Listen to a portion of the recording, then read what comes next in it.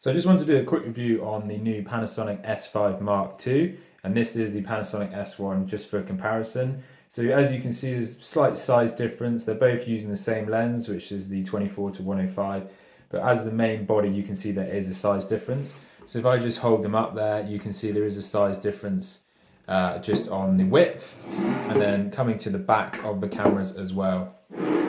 Notably, difference on the size there. So this S5 Mark II is a lot lighter, which is great. So it's a lot easier to run around, that kind of thing. One of the big noticeable differences that you have actually got a record button on the top here. You do not have that on the Panasonic S1. The S1 as well doesn't have the flip screen, so the screen is literally there and it can move in and out like so. On the S5, they have gone back to standard Panasonic that flips in, so it protects the screen, and obviously you can flip that. So I actually prefer that. I think it's better.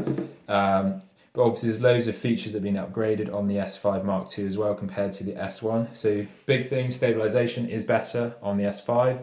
So doing handheld run and gun things, that kind of thing, shooting weddings, if you're shooting in fast scenarios, that kind of thing, the S5 stabilization is a lot better. So that is a big feature. It's just loads more upgrades as well, like within the settings and that kind of thing. It's got more features for different color profiles and that kind of thing as well. So there's a big upgrade on loads of things. Low light, it is slightly better as well.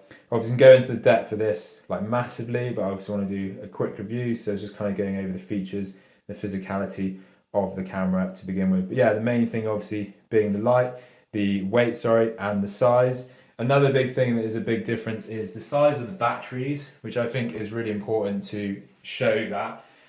Because obviously the batteries on the Panasonic S1 are a lot bigger than the batteries on the S5. So you've got an S1 battery there, and then you've got an S5 battery there. So you can literally see the size difference. So that's the S5 and that is the S1. So it's a lot smaller batteries, so just overall everything is just a lot more compact and a lot lighter on the new camera. Yeah, I've been using this new camera S5 for a couple of months now, and I've got to say I'm really impressed with it. I just think all the features on it seems to be a lot faster, the camera as well internally. There isn't a massive difference on that software, but having the flip screen, having the button there, just usability is a lot quicker. Stabilization, like I said, is massively improved, so that does make a big difference. And there's just a few more features on the screens and display and that kind of thing, and just heightens the tech, which you can get on the S1, but you have to pay to upgrade it. In terms of price and looking at that, it is actually more cost effective to get the S5 than it is to get the S1. The S1 actually holds its value really well, and it is still up there in terms of price, but you can get some really good deals on the S5 at the moment. So if you are looking at the S5, I would say it's definitely worth checking out because it is a really good camera and it does perform really well in low light situations as well.